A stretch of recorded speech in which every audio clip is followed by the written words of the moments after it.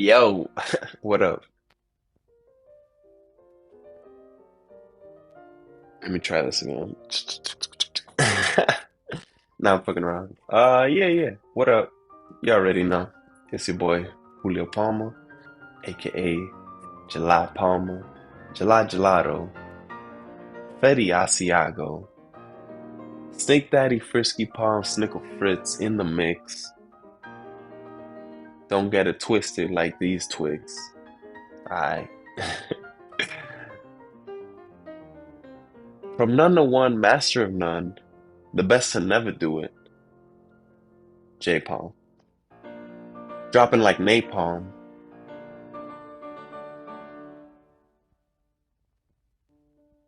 That's it. What's understood doesn't need to be explained. What needs to be explained ain't understood. Simple as that. Welcome back. Another week. Recap. Another successful week at Living La Vida Loca. Some minor hiccups here and there, mainly with just managing my fatigue level as I continue to push these weights. I'm wearing the fucking pump gown. As I continue to push these motherfucking weights, I gotta balance out how I do other things. So I haven't been as diligent with my reading goal. Granted, it's a fucking novel that I'm reading and shit like that, kind of a little stressy. But with that in mind, I understood that, hey, maybe I need to shift my schedule around a little bit. So I'm just being more diligent with getting some more of my business needs done either in the AM or throughout the day, earlier in the day, as well as starting to unwind a little bit earlier so I can essentially be more prepared to face these challenges. This past week, been a good week. It was just Easter yesterday. We were supposed to host Easter dinner, but my wife was feeling a little stressy with us having just a little over a month moved in. But since we came from a smaller apartment to this mansion that we in now, we didn't necessarily fill it out, the spaces, as she would have liked. So we spoke with our family members and decided to host our first dinner this Saturday, which is super awesome. Um, just because we have now another place for us to congregate together. And that's what it's all about, right? Having a beautiful place for all your loved ones to enjoy, not just yourself. So this past week, as things got more put in place, she's actually feeling a lot more comfortable. She's also on vacation this week. So she has this whole week to prepare for this one night event. But of course, it's your first dinner here. It's technically our second because we did one back in the apartment, but in our new space, this is our first dinner, our first event. So we just want to make sure it's goes as smoothly as possible. Everybody feels comfortable. And yeah, I'm doing my part as well as, helping out and stuff. And with that, I'm gonna do something a little different. So this week, this past week, as I work out, I listen to music and a lyric that really hit me. Two lyrics actually, and they're by this artist called Yeat. Yeah, Yeat, yeah, Yeat. Um, the lyric is,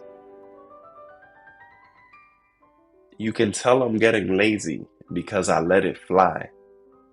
I can tell you getting lazy because you trying to die. Now, the first part is, arrogant-ish. Maybe I just don't fully comprehend. But the second part, when he says, I can tell you getting lazy because you're trying to die, I'm like, damn, that's true. Like, I feel like when you're so busy and consumed into trying these goals, it's really hard to like not want to see it to the end. But as they say, idle hands do the devil's work. Maybe you don't have enough going on in your life where you don't feel like A, you're where you need to be, or B, where you want to be, or anything like that. And most times than not, it seems that that can all be resolved by putting more on your plate. Now, that doesn't sound ideal to everybody, but to me, it really did reflect because I feel like when I'm at my lowest points, because this life isn't just straight up, even for someone as fantastic as myself. When I'm at my lowest points, it tends to be when I'm not consuming myself in as many activities as I need to be. And I mean activities that push me or align me with my goals. Not just like watching TV or hanging out, but like actual diligent work that gets me closer or is more aligned to my goals. So I can tell you getting lazy when you're trying to die. I was like, damn. And the other lyric, also by Yeat, which if you listen to the music, you're like, oh, this is just like mumble rap. I don't know if people still talk about mumble rap. I feel like that was maybe a era 5 years ago. But it's not necessarily the deepest music, but in the sense of like a Kendrick Lamar or a J. Cole might go. But some of the insight is really good if you just piece it out. The other part is he said, you ain't got self-control, so you can't lose control. And that is also very true. You're not really losing control if you don't have self-control, in the sense where you're just always going with the flow or letting life live for you. But what you need to do is live your own life. What you need to do is control your own life. And the first place and that you can have control is self, right? And this goes a long way, right? In the sense where, and I'm not a big fan of this, where I'm self-made or whatever the case. I got this all on my own. That's just not true for the most part, right? There's always somebody in your corner or whatever the case may be. And this phrase that I love is, you can go faster by yourself, but further when you're with others. I paraphrase that.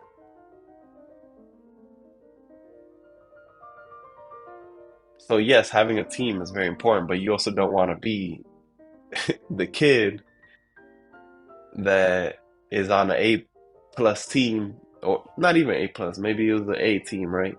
But you're just sitting there like, yeah, yeah, and the team is up all night motherfucking working.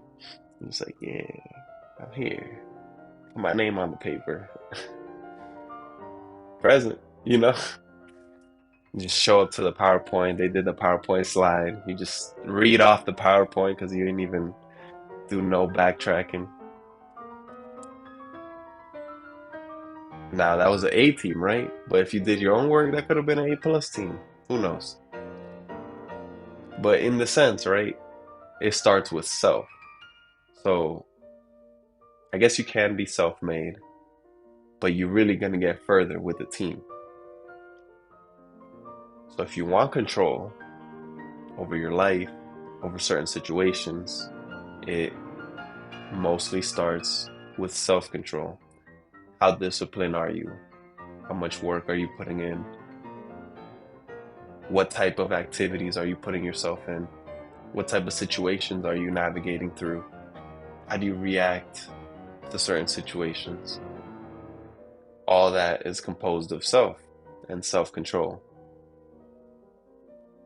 And you can't lose control if you don't got self-control. And in that correspondence, he's talking about loving losing control because he's the CEO. So, in a sense, maybe that means relaxing a little bit. But what are you relaxing from if you're not doing nothing? You're not really relaxing. You just bumming it. And I speak this from a place of experience. When I was bumming it and I was working on these ideas or thinking that I would progress, but in all reality, I wasn't doing enough to really elevate to those points.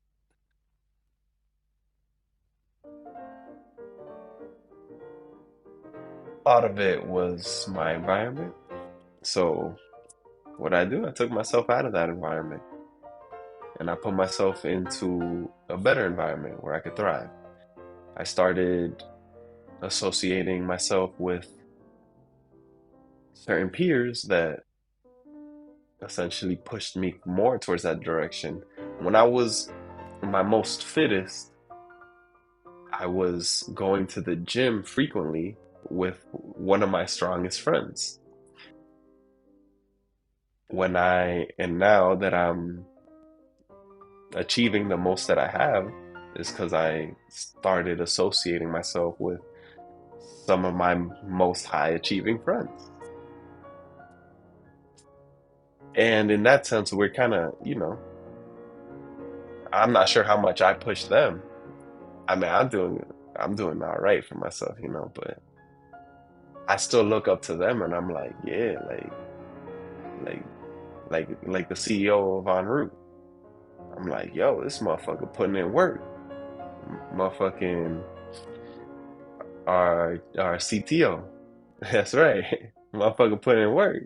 Our CTO. This motherfucker smart as shit. Damn, he knows it. Like the way he breaks down some of the code for me at times, I'm like, wow, like, a lot of years of dedication and practice of the craft, you could really see the difference.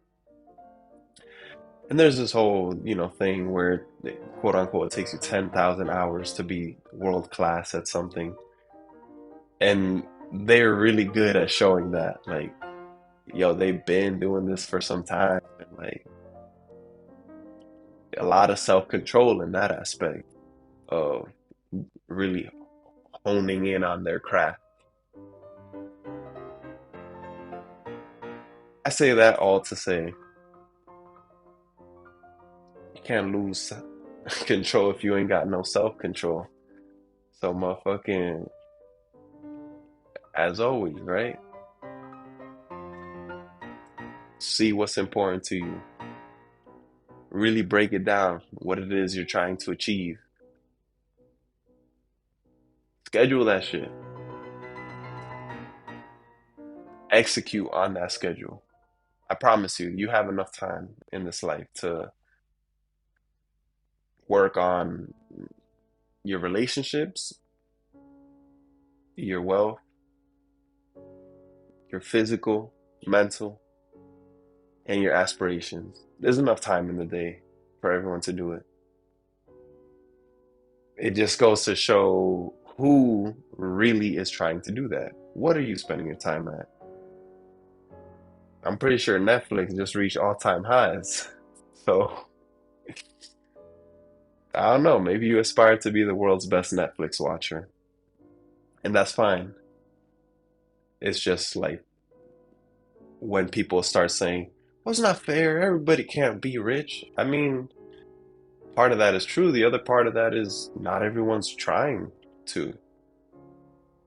Not everyone is doing all they can do to reach that certain level. Oh, that's not fair. I can't be in the NBA. I'm only 5'9", 5'10". I mean, yeah, you have that disadvantage, but there's people in the league that are that height. You just ask them the type of work that they be putting in, and then you go watch them play. You see they're snipers from 3-point range. Strong motherfuckers. So you can fight for your limitations, but most of the time you get to keep what you fight for. So you try and keep those limiting beliefs. I even hate when people say that, like, oh, they blame one of their actions on either A, their past, B, a mindset that they have. It's just like, come on, bro. Like, you you can, but you're choosing not to because you're choosing to water. What is it? You're choosing to water this plant, but damn, also it was that analogy or the fucking haiku or whatever about the wolves, the two wolves. Like, which wolf are you feeding? You feeding the bitch ass wolf or you feeding the motherfucker with sharp teeth? They'll fucking savage through all of life. That's all it comes down to, right? It's just understanding like what to half-ass and what to not half-ass. You shouldn't really half-ass anything, but then don't complain about certain situations when you know you half-ass something. That's all it turns into, right? With that in mind, just continue to be 1% better each and every day. And yo, be a beacon of God's light to those around you. Make sure you are following that path that's illuminated for you. You may not always know where it's going. You might know where it's going, but you might not always know how to get there or why you're taking this path instead of that path. There's a reason for all that. I think if you follow the light while also being a beacon of the light, you can beam in on that path. Maybe get there a little faster. Maybe get there with a little less bumps in the road.